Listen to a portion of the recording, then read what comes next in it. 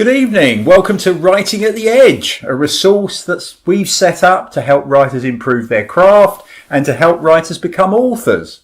Now, today's webinar will cover world building, and that's talking about techniques for creating immersive and believable worlds in genres such as fantasy, science fiction, and historical fiction. But really, every genre does need an element of world building to make a great story. So let's introduce ourselves. I'm Keith Rossiter. I've written a novel called The Chaos Game and a novel for young adults and teenagers called White Raven. And hi, I'm Jason Mann. I write under the name J.H. Mann, and I usually write Cornish thrillers. And my most recent book, The Echoing Shore, has just recently been published. The craft of world building is often taken for granted. You say, okay, I'm going to set it in this place.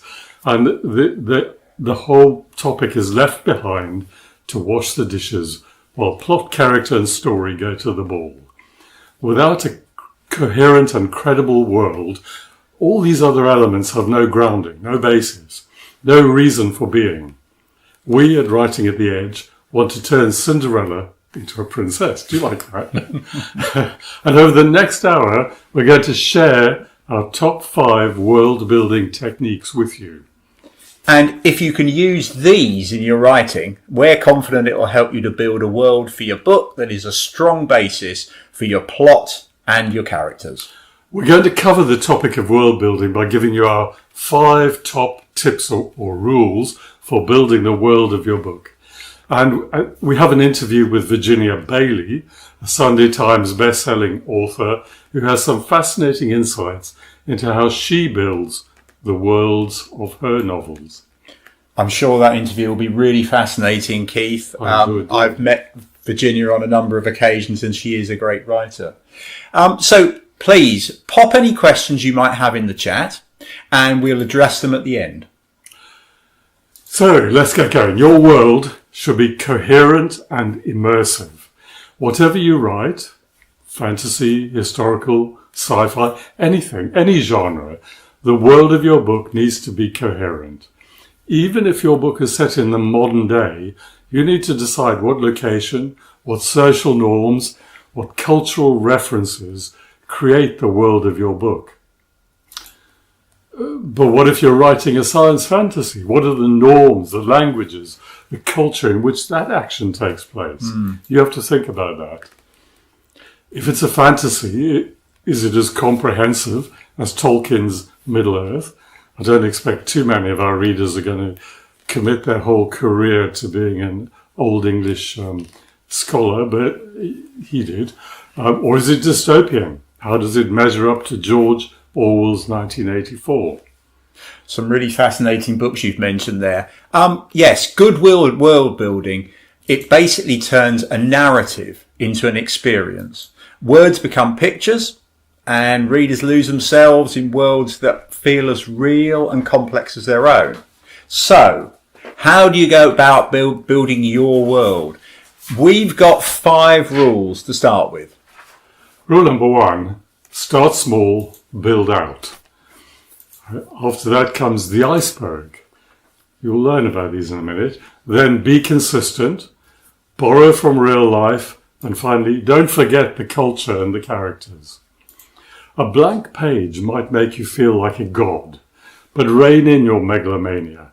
Begin by focusing on a small, specific part of your world that directly impacts the story. From there, you can expand the details as the plot demands. This way, you won't overwhelm the readers with too much information at once. J.K. Rowling's Harry Potter series starts with the familiar setting of a middle-class house in a suburb of a British town. And there we first encounter puzzling hints that this isn't our familiar and comfortable world. The story opens on a typical day for Harry's uncle, Mr. Dursley. Have you read this? Have you read these? I certainly have. Mr. Dursley, I can remember him very clearly in the novels. Nicely described. What happens? So what we see is we find in Harry Potter that initial impression of what appears to be a very ordinary world, the routine of a house called Little Whinging in Surrey. Harry starts to notice some rather strange occurrences, as I remember, and unusual people in cloaks celebrating, a cat reading a map, if I remember rightly. And then as the story builds, we find out there are people in cloaks and who the map reading cat really is. So now we start to get details of the world we're going to inhabit over this and the next 6 books. As Harry starts to understand this new world for himself, we get to see it through his eyes. And as the world grows for him, it grows for us as well. But we're not given too much information at any time. We're drip-fed what we need to know to make sense of the story as we're reading. But we're aware there's always more to learn about this world, a world that J.K. Rowling has built consistently and coherently, so that she knew as much about the world at the start of the first book as she did at the end of the last one. I think she knew how the last one was going to finish, so it's said, before she even began writing. And that brings us on to the next rule, and we're calling that the iceberg theory. And like a real iceberg, you can see a very small part of the iceberg, but you only need to see that small part to understand that there's a much larger iceberg or a world there. So from your research and planning, you should end up with a very comprehensive understanding of that world in your own mind. The rule here is to introduce only a fraction of your world's details on the surface, while implying a much larger and deeper world beneath. This technique allows readers to use their own imagination, making the world feel more expansive. Now, if you take an example of something like The Pillars of the Earth by Ken Follett, which is a fascinating story set in the 12th century, that's very much historical, of course. What a great seller that book is, by the way. 30 million copies sold of that book last time I looked. But it's the year 1123, and England is facing a violent civil war, famine, religious strife, battles for royal succession. People are fighting to survive. But in the midst of all that, those terrible experiences, comes a man's determination to build a magnificent cathedral. What I'm going to do is I'm just going to read you the opening couple of paragraphs to see what I mean, to sort of demonstrate to you just how using this iceberg theory, how effective it can be. So I've got a copy here of The Pillars of the Earth in front of me. It's well thumbed, as you can see. And did all 30 million people use that copy? I'm afraid so. It's one of my favourite books, actually. It really is. It's long. It's much longer than anything that Ken Follett ever wrote before. It was something very much a departure for him, actually, because he'd been into thrillers before. But let me just read you those opening lines, and I think you'll find them interesting and will demonstrate what we're trying to say here. The small boys came early to the hanging. It was still dark when the first 3 or 4 of them sidled out of the hovels, quiet as cats in their felt boots. A thin layer of fresh snow covered the little town like a new coat of paint, and theirs were the first footprints to blemish its perfect surface. They picked their way through the huddled wooden huts and along the streets of frozen mud to the silent marketplace where the gallows stood waiting. The boys despised everything their elders valued. They scorned beauty and mocked goodness. They would hoot with laughter at the sight of a cripple, and if they saw a wounded animal, they would stone it to death. They boasted of injuries and wore their scars with pride, and they reserved their special admiration for mutilation. A boy with a finger missing could be their king. They loved violence. They would run miles to see bloodshed. and they never missed a hanging. So I think the interesting thing is just how much that tells us about that world. When I read that, I get a real impression of this very harsh world that these boys existed in. It also says a huge amount about their characters, doesn't it? The use of words like cripple, for example, which is quite casually used, really, and something in the modern day we would instinctively avoid. It tells you in a world where that is part of normality. And all these things hint at the totality of this iceberg hidden below the surface. So no concession is made to modern perspectives. The reader is invited to see the world as normal as it is for those characters. You might be the God who created this world in your novel, but whatever the rules, you can't do whatever you like. Whatever rules or systems you establish at the beginning, culture, magic, technology, fashion, social norms, or politics, you have to be consistent. If you break your own rules, you risk losing the reader's trust and belief in the world you've created. They'll come out of the novel. So in Isaac Asimov's Foundation series, the laws of psychohistory govern the plot's progression. Asimov meticulously sticks to these principles, maintaining the internal logic of that world, even when twists and challenges arise. The rules you create for your world can be anything you like, but as we say, they must be consistent. Avoid, this is where everybody says this, avoid deus ex machina, which literally means the God out of the machine. But usually this refers to a plot point arriving out of nowhere without any prior setup or foreshadowing. And you don't need to start from scratch in your world building. So George Martin's, R.R. Martin's series, A Song of Ice and Fire, often referred to as Game of Thrones, it's heavily influenced by various historical periods, actually. So particularly the Wars of the Roses, the Dothraki, who are featured in the novel, they're inspired really by nomadic cultures like the Mongols. And the political structure of Westeros is heavily based on the feudal system of medieval Europe. So history has already written you a fantastic narrative, and you can use it as a background for your novel. Think of Bernard Cornwell's Sharpe or Viking series. And, as I mentioned earlier on, Ken Follett's The Pillars of the Earth. And in my own book, the one that was recently published, The Echoing Shore, very much with that, I am creating, I'm using a lot of things that actually exist in real life, but turning them into a fictional story and taking a fictional slant on that. So I was tempted to talk about White Raven, which is a teenage young adult novel. And like so many of those, I do have a small part of it goes into a fantasy world. But actually, I think the Chaos Game shows how it can be useful. These rules matter even in contemporary literature. So the Chaos Game is set in Crete. And I needed to create something beyond what the average tourist sees when they go to Greece or the Mediterranean. And one of those things is language. How do you convey that it's a real fine line that you have to draw if you have a different language. Tolkien does it really well. He doesn't overwhelm.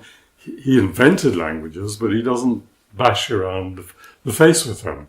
And I found a really useful trick in Chaos Game was most of the Greek phrases I put in there are colloquialisms or swear words because they are unfamiliar. It's not like I'm trying to teach you Greek. I'm just trying to teach.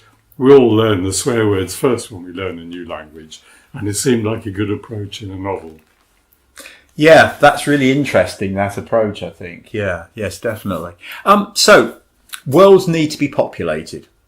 And you're the mother or father of all of them. And hopefully you won't need to pay child maintenance for those. But cultures, technology, fashion, political systems may change, But if you're writing a historical novel, remember that within a society, people always have the same basic drives. Have you ever encountered UFOs? No, I bet you haven't. I haven't had the pleasure, Keith. No. Okay. I'm pretty sure that if you met an alien, a real alien, they wouldn't have those exactly the same emotions that we have. But if you try to put them in your novel, you'll lose the reader, because the reader needs to empathize with your characters. So, as you know, it's why Shakespeare is so timeless, because he deals with ideas and stories that are common to humans right through the ages. So Frank Herbert's Dune might be set on an alien planet in a distant future where interstellar travel and advanced technologies are common. But the themes such as power, survival, loyalty, greed, and the human desire for control over destiny are familiar to us all, and they're familiar in Dune. The fundamental motivations of Dune's characters remain rooted in universal human drives. And I suppose another sort of example I'm thinking of there with sort of being with that particular element is a sort of, a historical novel, for example, like The French Lieutenant's Woman, where there are very clear guidelines of how Victorian life was lived, and the expectations of men and women and of different classes. So it really can work, probably in really any genre, I guess, can't it? Yeah, for sure. Yeah. So have we got through 5 rules there? It feels like 5. In any world, there are pitfalls. So the most important one, and everyone will know this, but we all fall into the trap occasionally. So be aware, keep this in the front of your mind. Don't overwhelm your readers with too much exposition at once. Reveal details gradually through character interactions, dialogue, or the plot's unfolding. George R.R. Martin is particularly good at this in his Song of Fire and Ice novels. Fire and Ice? Ice and Fire. The Song of Ice and Fire. It doesn't feel right, does it? No. He switches points of view between characters, and each character reveals a small part of the culture that the novels are set in.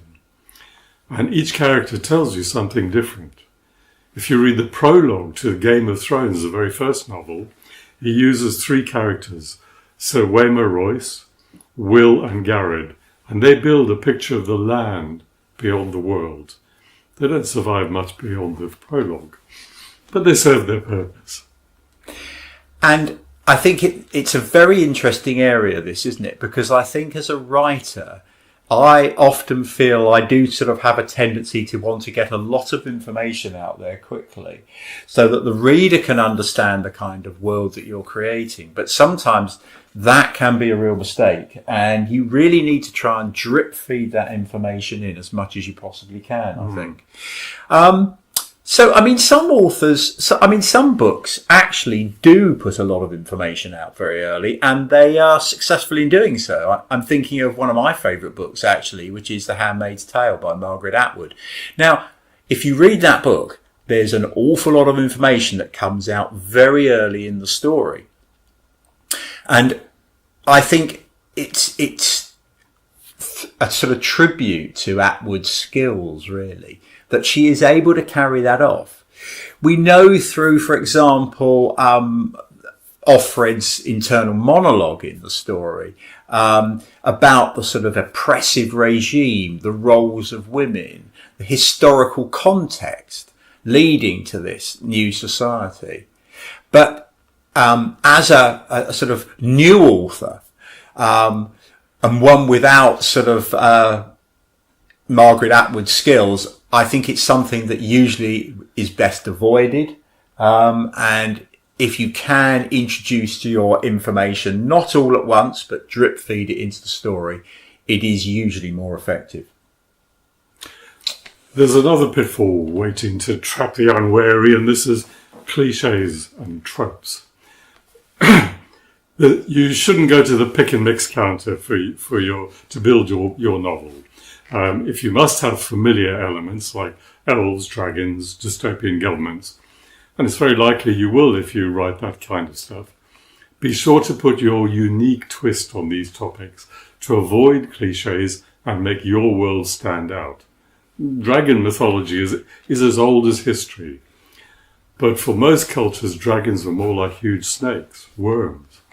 Tolkien more or less invented our modern concept of the dragon by stitching together elements of much older mythology. If you're thinking of using dragons in your world, are there any in Cornwall? It's going to be hard to put your own spin on it. Yeah, I think that's a really interesting point, isn't it? How something that is actually very new actually can become a trope. I suppose a classic example of that also, to some extent, is Agatha Christie, where she has a detective gathering everybody in a room so that the person, such as Hercule Poirot, will then reveal who the real murderer is. And that's interesting because really Agatha Christie was the first person to really use that style in a sort of consistent way in her novels. And of course now it's been so successful that it's been picked up by lots of other writers as well. But of course, when Agatha Christie first used that, it wasn't a trope. It's only become one because of the popularity of her writings and indeed many other people who've used it. So if you come up with what you think is a clever idea, do a bit of research, and it's never been easier to do a bit of research. It's become even easier with AI, to be honest. You might think you found a unique angle. Armoured scales, sharp claws, wings, and the ability to breathe fire. It's a dragon, but that's Fafnir from Norse mythology. A demonic creature that swallows men and horses. That's the Zoroastrian tradition from Persian myths. A winged dragon with a barbed serpent's tail. That's the wyvern, part of heraldic tradition. So if you're tempted to go down those roads, find out if somebody went there before you. And I suppose another sort of example of a trope really is the one where, romance on a deserted island or on an island. It's often used, isn't it? If you're writing that sort of story, can you find some twist in it which makes it different from the norm? It could be the characters involved. It could be the location that it's being held, or it could be something else about the plot. But really have a think about if you're wanting to use that kind of type of scenario for a story, how can you make it just that little bit different to give it that, the kind of spin that would actually put your particular seal on it. And I mean, just talking about, sort of tropes. I mean, let me ask you, Keith, what would you say? What's the difference between actually, because we've referred during this conversation, we've talked about cliches and tropes as if they're interchangeable, but they're not exactly the same, are they? No. Trope is one of those interesting words that nobody used 10 years ago, did they? And now it's everywhere. I would say a trope is kind of an idea about something, some aspect of your story. I would say all cliches are tropes, but not all tropes are cliches. Does that make any sense? It does. And I suppose in my mind, a cliche has an impression of being tired, maybe, doesn't it? Whereas a trope doesn't necessarily have to be tired. So I suppose there's a little bit more negativity around a cliche. You could have a story that is a trope, but it could still be very fresh in the way that it's dealt with, as we were saying earlier on. I suppose it depends on your audience as well. I'm just thinking about certain novels like romances, Barbara Cartland, The Mills and Boone.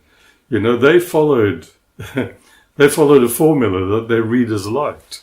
So I suppose if you're writing in a particular genre, you can get away with cliches because it's what your readers are comfortable with. But, it's your job to be, as a writer, to be imaginative. You're imagining this whole world, the story, the plot. Spoil yourself and do something special. And I suppose, to some extent, in fairness to the sort of books we've just been talking about there, actually they are appealing to to an audience that actually wants to have. They find it comforting, the fact that they know what to expect when they pick up that book, when they buy it from a bookshop, whatever. So if you pick up a Barbara Cartland book, you know exactly what you're going to get. And I think that can be a really useful source for building readers, particularly if you've got a number of books out there, of course. And of course, somebody like Barbara Cartland was incredibly sort of produced very large numbers of books. So, people who had liked one of her books, inevitably, they would probably think, yes, I want to buy another one. It's an easy read. I'm really enjoying it. But of course, that is the strength of series, isn't it, really? People know what to expect from the writer when they pick up one of their books, usually. Okay. Any other thoughts on tropes and cliches? Yeah, actually, that's leading us to an area we weren't even thinking about talking about. But I'm taking a bit of a departure, yet another departure, in my next book, which I'm doing the research for now, which will be a political thriller, a historical political thriller. And I've never written such a thing. I thought, well, I should find out what those usual tropes are. And so what I did was I used AI, and I typed in a prompt that said, tell me what the main tropes are in this genre. And up it popped. And I thought, oh yeah, I never thought of that. So there's a little tip for you that might be useful. Use AI. It's you can use it for free for that sort of work. I can imagine one or two of the audience might be giving a boo and a hiss to the use of AI. How do you feel on that? Oh, I think this is one we should come back and do another webinar completely on AI. But I'm a fan. I mean, I think the fears are overblown. For one thing, I think it's a clever marketing misnomer to call it artificial intelligence. It's not intelligent. It's just churning this stuff out. It's very well designed, but it's not clever. It's not going to come and show any empathy for your granny. Yes, it's a very interesting area, and it is. I know some people have very strong views on it, don't they? They do. So it's a fascinating, and I think we must do a webinar about that, mustn't we, in the near future? Yeah. Because I think people would find that very interesting to discuss some of the issues around AI. Yeah, absolutely. So let's just go back to those 5 key elements again, and let's just summarize those again and go through them. So the first one was that you mentioned, Keith, which was start small, build out, drip feed your audience with details. So the world is built in probably relatively small and easy steps. Mm-hmm. Yeah. Number 2, the iceberg theory. Have a lot more below the surface. You might have a lot of details of your world, but you don't need to reveal them all. We all do this. We're supposed to do this with our characters, aren't we? We research our characters. Even some people write a whole backstory for their character, their whole life. But they don't tell that in the book. And the same with your world. Write and research so much about the world that you practically live there. And then you can just drop hints for your readers as to what it's like. They will believe you because you actually, in a sense, you've been there. And then once you've been there, be consistent. Set your rules, keep to them. If you break them, this is probably the most important rule in a way. If you break your own rules, you'll lose a reader. Yeah, that's a really interesting area with research, isn't it? Because I don't know about you, but sometimes, I mean, the book I'm writing at the moment is set in the 19th century, and it involves the sort of fishing communities of North Cornwall, and it involved a lot of research. I spent a lot of time talking to people like the Maritime Museum at Falmouth and the RNLI and the Met Office, because I wanted to get the details right. And of course, having spent a huge amount of time researching and understanding, there is a bit of a temptation, I think, sometimes to feel like you've got to get all that information in the story. Yeah. But you've got to stop that. You need to have an understanding in your own mind about what that world is, but you don't need to show it all to the reader because it will be too much. And on the subject of consistency, let's say you've written a fantasy with magic in it.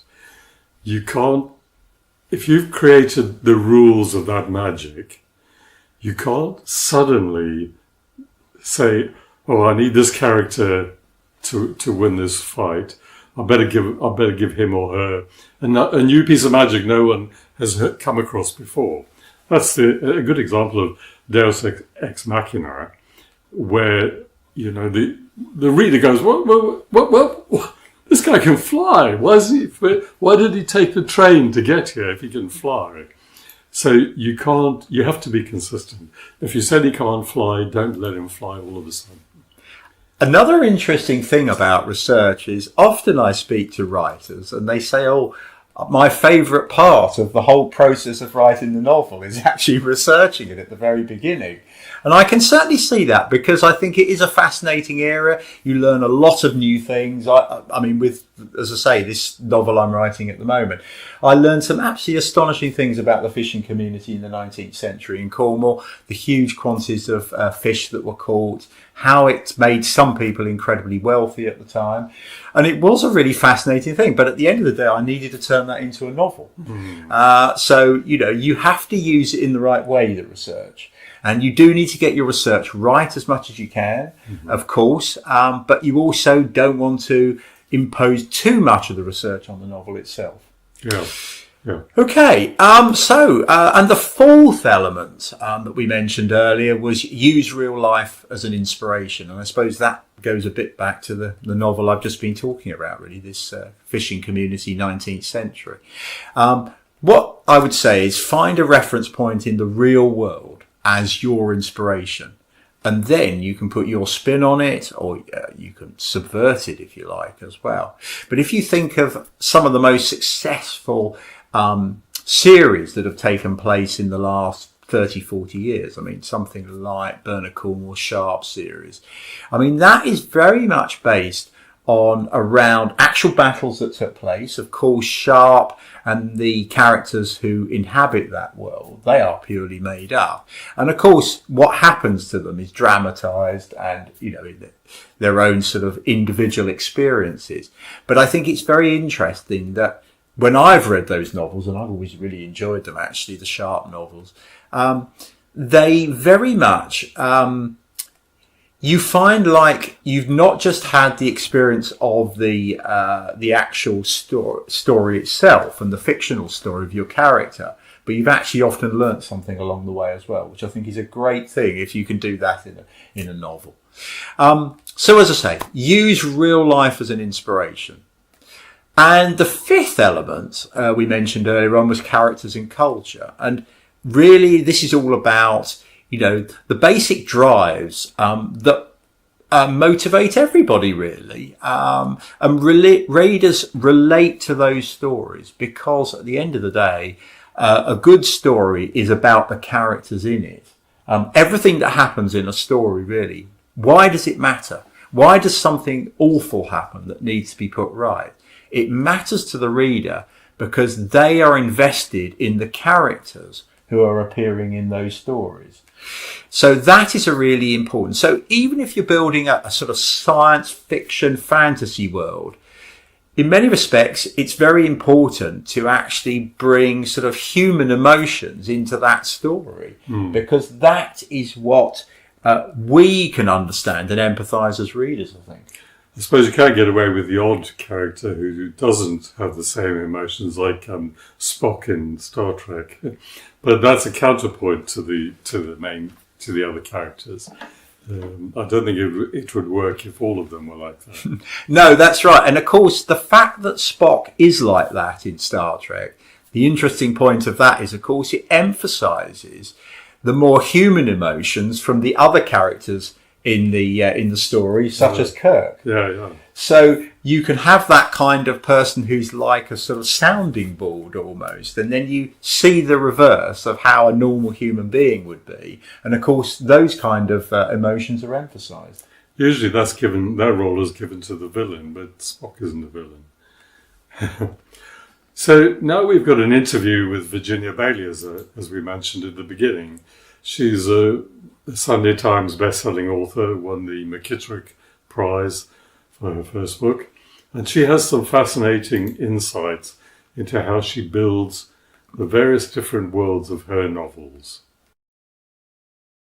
Beneath the city of Exeter in southwest England lies a network of tunnels built long ago to bring fresh water from the springs to the east side of the town into the centre. My name's Virginia Bailey. I'm based in Exeter.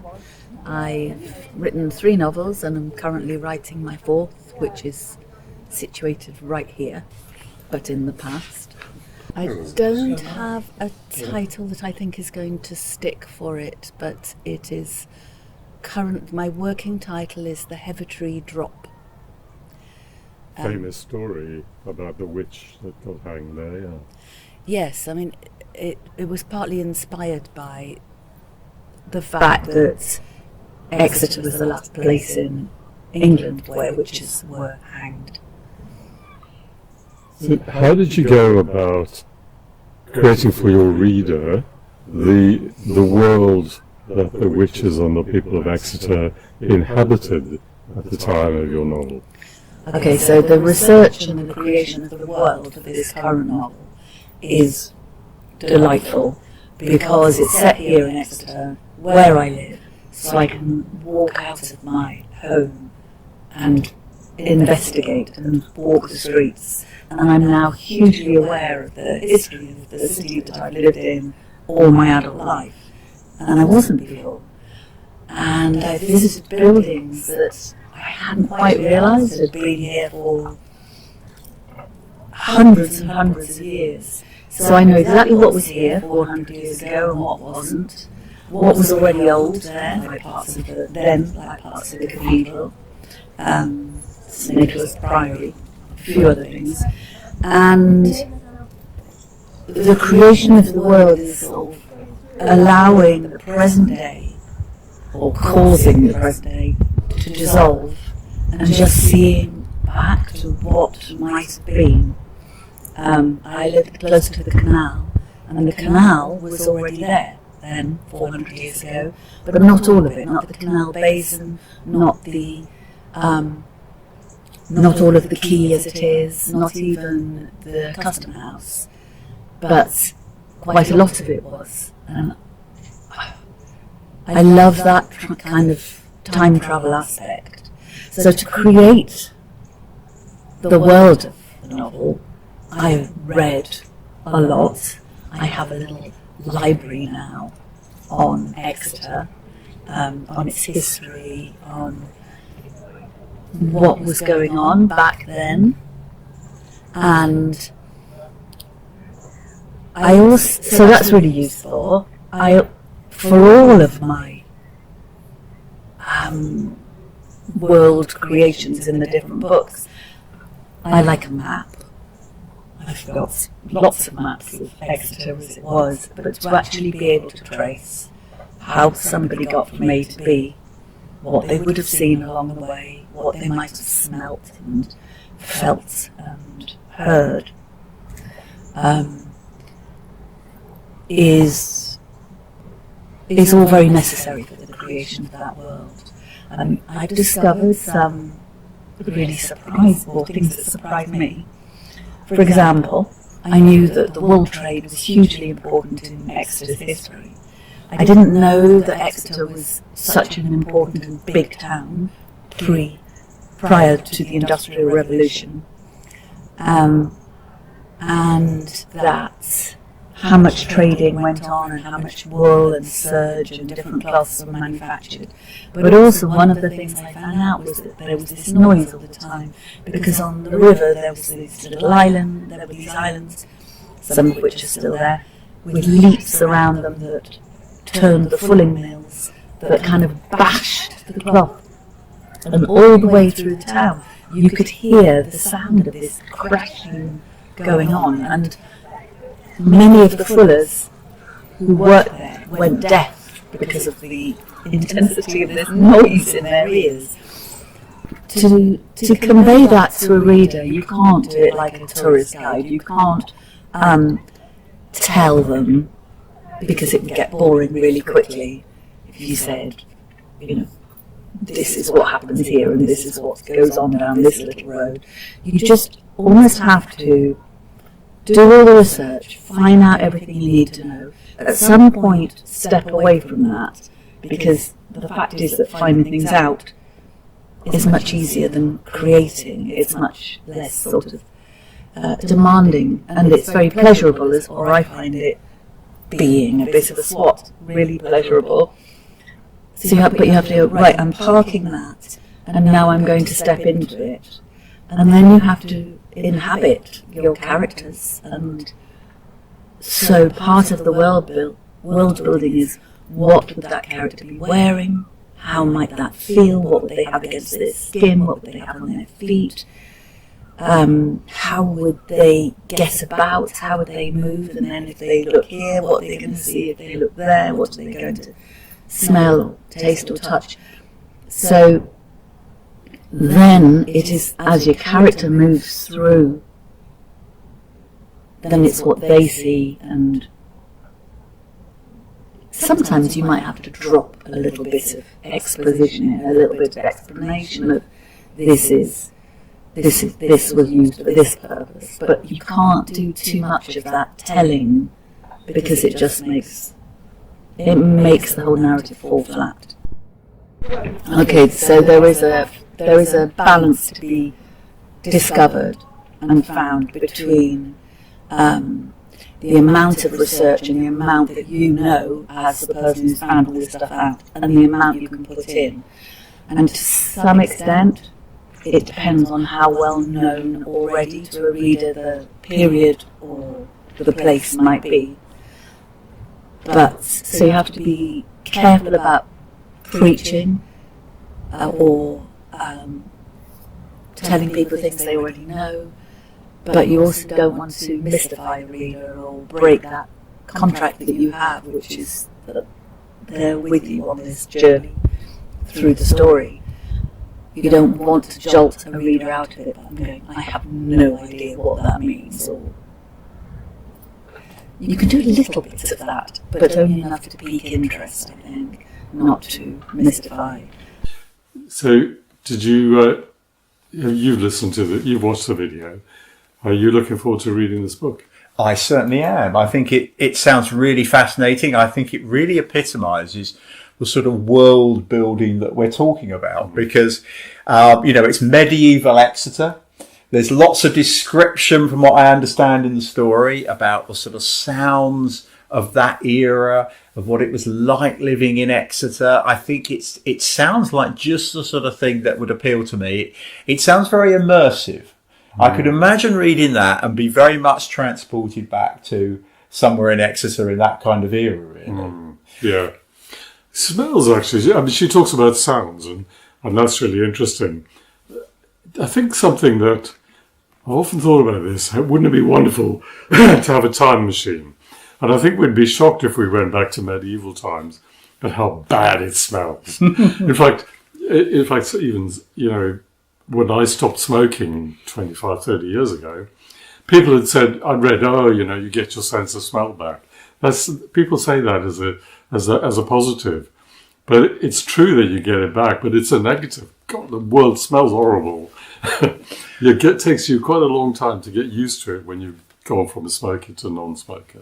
Well, it is interesting, isn't it? I mean, if you go back sort of far enough, you had sort of streets were open sewers, weren't they? So there must have been a sort of quite a range of very interesting smells in those times. Your new novel, the smell of fish would have been quite pervasive. Absolutely, the sort of the tang of fish. You can bring this out so much, and I think, particularly with that story, The Echoing Shore. I mean, what I've tried to do with that is really capture the flavour of the north coast of Cornwall and a fishing community. So in that particular novel, I mean, it's taken only 20, 30 years ago. Funnily enough, the historical one I'm writing now is the same fictitious fishing village, a place called St Brannock, but it is over a century earlier. And of course, a very different world, although fishing was still playing, was a huge part of that community. So there were certain things that were similar in the book. I actually, one of the things I've done with it, for example, is I've got one of the pubs is the same pub for both the stories, even though they're over 100 years apart. Right. But yes, I mean, all that kind of thing. I think, fishing communities, the coast, the feel of the sea, the wind, all this is a really vital part of world building. And if you can create that kind of world, I mean, for me, when I was writing these stories, I've just got a great affinity with the north coast of Cornwall and the Atlantic. And I really want the reader to feel that, when I'm writing those stories. And that's really important to me. In some respects, it's like another character in the story, really. Yeah, I think that can be a really useful thing, but I think it can be dangerous if you focus too much on that character, the world, because then it's pretty boring. Worlds don't have their own emotions, do they? Absolutely. And I think what's vitally important is that all these things about world building or the plot and that, everything matters because you're invested in the characters. Yeah. And the characters are absolutely, like we were saying earlier, is absolutely really critical. Because then it matters what happens to them. It matters what they're experiencing. So, I'm wondering if we've got some questions. Well, I've got a question. So, before we go with the questions, can I introduce you to our technical team? Yes. They're only a technical team tonight. Next time they'll be sitting here and we'll be there. Jonathan Posner, Hello. Another author, is the man behind the technology at the moment. William Telford, he's a writer and a journalist, and he Hello. is looking after the script and other technical elements. So, yeah, we couldn't... It's a really complicated job doing this. You need four hands. I think it's fair to say we're learning very quickly, aren't we, Keith? I hope we've learned. Questions, Jonathan. Jonathan's got some questions. I've got a question. So, if you have a closed world, like a weekend house party where nobody can get away from the house, or nobody can leave the island, which is like an Agatha Christie trope. If you have a world like that, do you have to build that world? Because that world is so small. Do you have to build the world, or can you sort of get away with it? How do you feel about that? I hope our I hope our audience heard the question. It's whether a closed room world needs to be built. I think that's a really interesting point. I mean, of course, you do have to create a world, even in those locked room type stories, because you're still creating an environment in which those characters will interact. And of course, there's something, a locked room is a fascinating world actually to create, I think, because there's all the kind of elements of the claustrophobia associated with it. The fact that the characters in those stories can't get away from each other in many respects. They're forced to inhabit that area together. So I do think the kind of locked room type scenario, yes, you still have to build a world. Can you imagine the feeling of spending a long time in a room with a group of people, the smells, the sounds, all those kind of things that are absolutely vital, really. Yeah. Yes. He says in a room full of people. Well, the truth is that we're all in a locked room in a sense anyway, because you can't escape the world you're in, whatever world you're in, however big it is, it's a world. So it applies to a small single room, and it applies to a universe. Yeah, I think the lot room actually is very good at heightening the tension. Yeah. It can be, because I think it's just the kind of fact that the characters are required to be in a fairly limited space usually, and as I say, they have to interact with each other whether they like it or not, really. But you definitely can't break your own rules there. No, that's true. Without breaking the walls. No, absolutely. Right. Any other thoughts from your side, Keith, in terms of sort of questions that sort of sometimes arise when because we have recently done a working shop, haven't we? Workshop, yeah. Yes, which is all about world building. And I'm just trying to think of some of the questions that came out of that actually as well, which I thought were interesting. Yeah, I had a thought about cliches, and in my own novel, the Chaos Game, which is set in Greece, and we talked about smells, and it, of course, for most people who've been to the Mediterranean on holiday, the thing they carry away with them is the smell of the hills. That wonderful herb smell of thyme and the oleander bushes. But you have to be really careful because, in a sense, that's become a cliche, hasn't it? We all know that's how the Mediterranean smells. So if you are too explicit in the way you describe it, you're just kind of trotting out a cliche. So, yeah, but you wouldn't necessarily think of that as a cliche, but if you examine it too closely, you can bore your reader by banging on about the smell. You need to tell them, you need to evoke that smell a tiny bit. But I'm sure as soon as you trigger that memory in somebody's brain, you don't need to do any more. Because the reader will. You need to give the reader enough to make their mind work, and that's the wonder of novels and over films. I think that's it, absolutely right. And I think the thing is, once you find out a book is set in a particular location or in a particular year, so going back to the Pillars of the Earth, 1123, if we were just told this novel is in England in 1123, I think every one of us, no matter how little we knew about that time, would immediately start to form an image, wouldn't we? But of course, then you want to, without overdoing it, like you say, you want to bring in some of the sort of senses of that period to sort of really heighten those. And I think actually the opening of Pillars of the Earth with Ken Follett's book there does that very well with just one or two little things there, and we then have a very clear picture of the sort of world there with actually not a huge number of words. I have a question for you. How important is fact? If, say, for example, you're writing a historical novel, is it really vital that you get all your facts about that world as it used to exist correct? Because there are readers who will pick you up on any error. Does it matter? I know Jonathan has written a lot of historical novels. Let's ask him. Does it matter, Jonathan? It's the difference between being authentic and being accurate. You can be very accurate and you can please the purists, but you might lose the story because you're so focused on making sure that all of your historical references are completely accurate. And also you're driven really by what actually historically happened. As much as we all know what actually historically happened, there may be situations where, the history is written by the victors of the battles, as it were, or the struggles. So you might have a very different perspective from how somebody might have seen it if they were in the opposing camp, as it were. So there are a lot of different elements that go into making up what might be seen as accurate versus what might be seen as being authentic. And what I try and do in all of my novels is be authentic.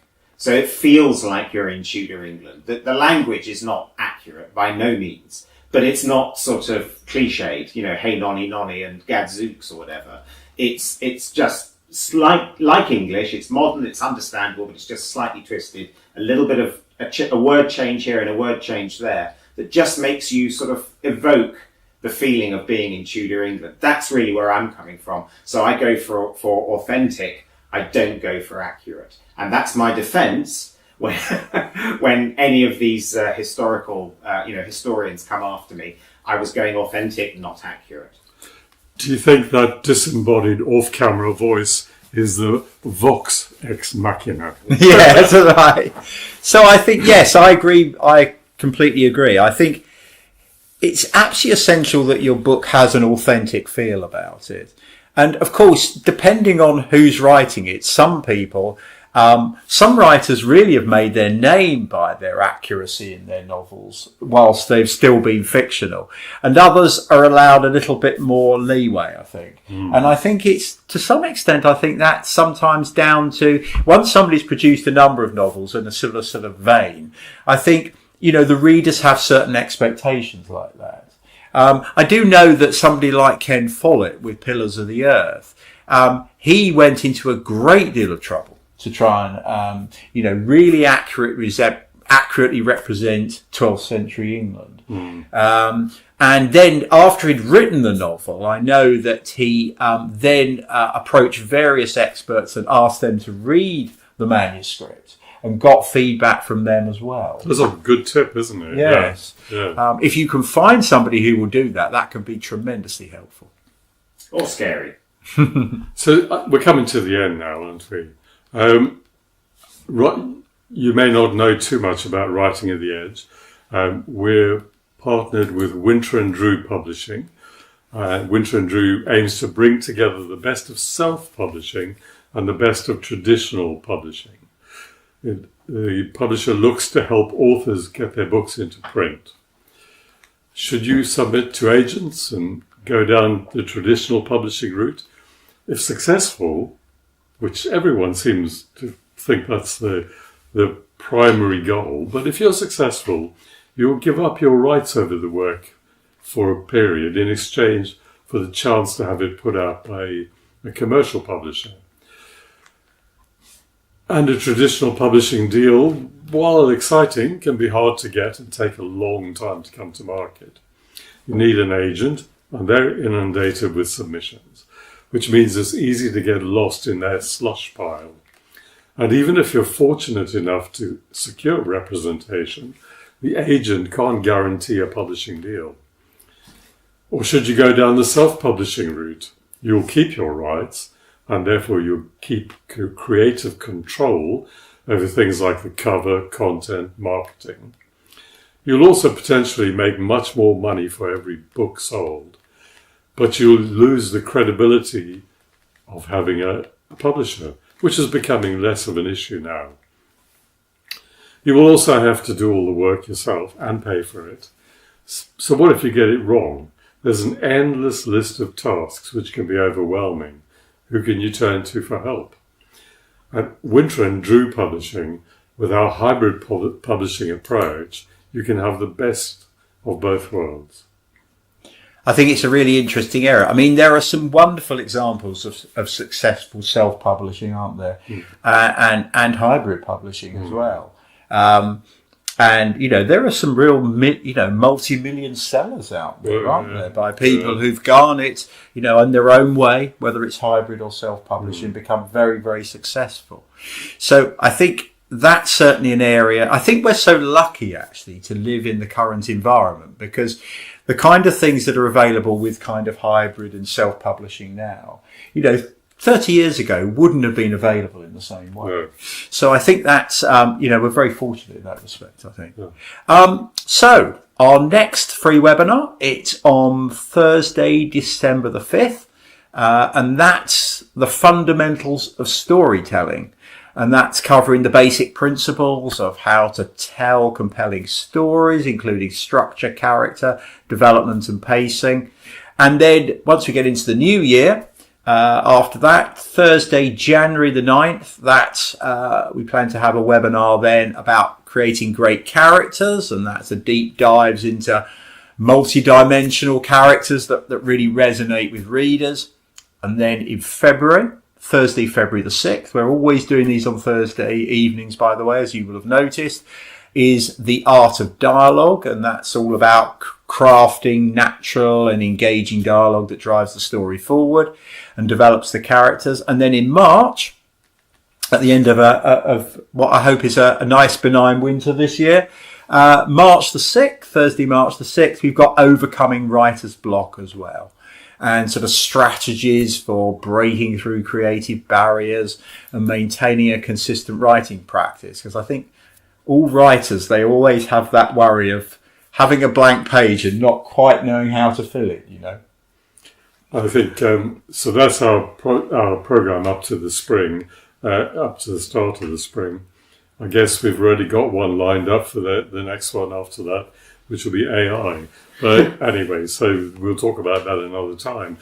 Hopefully on the screen you will now see a place to sign up. You can sign up for any of those in the same way as you did for this webinar, or you can follow the QR code that you'll see on the screen.